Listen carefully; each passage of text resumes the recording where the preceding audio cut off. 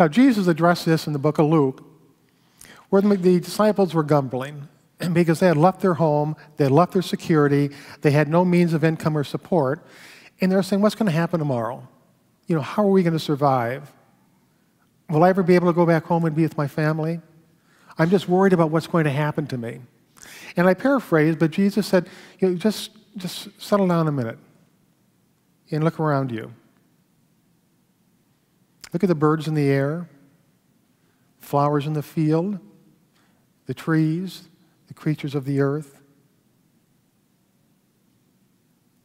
Every single thing is provided exactly what it needs to live a comfortable and fulfilling life. And then he says, if all of that is provided for, don't you think you'll be provided for as well? And we take this way beyond the physical necessities that we need for life and the materialism that we engage ourselves into, our peace of mind and our sense of harmony and well-being and joy and love. That no matter what happens in our lives, if it is an unchangeable aspect, no matter how resistant we are to it, we can adapt to it. There was research done of people who had been in an accident and become paraplegics, and they discovered after 1 year, those people had risen back to the same level of happiness that they had before they were in the accident, even though they didn't have control of 80% of their body. Human beings have the incredible ability to not only reflect on the world around us and to imagine possibilities for the future, but to adapt to those things in our lives that we don't like and that we think shouldn't be happening. But the fact of the matter is, if it happened, it is, and it's a part of our life, and we need to move forward. Now, last week we talked a little bit about forgiveness, and I'd like to share a part of that lesson with you today, because forgiveness literally means to for something, give something.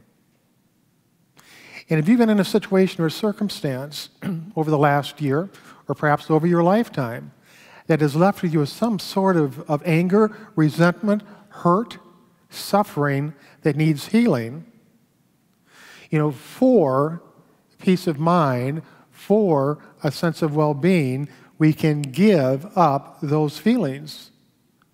We can adapt to the past and be at peace with it.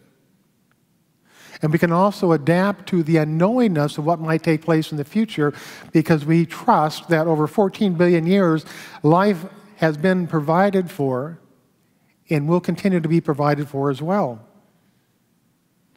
So 2 things that I leave you with. First of all is trust. You have to trust in something, and trust is either 100% allegiance to the life system and to God, our spirit that provides for us, not half trust sometimes and trust other times, but 100% trust that I know I will be provided for. The second thing is to adapt to those things in our lives that are unchangeable. If we can't change the unlikable, we can adapt to the unchangeable. And that is going to take us down a path that is much, much easier to walk. So as we move into meditation, make yourself relaxed. Allow your mind to be at ease. Allow your body to be at ease. And just think of how fortunate you are to be sitting here today. Think of life that you have with all of its ups and downs, all of its progresses, all of its successes, all of its defeats, but it's all life, and it is magnificent, and you are an expression of it, and you're sitting here today to enjoy it. We'll now move into meditation.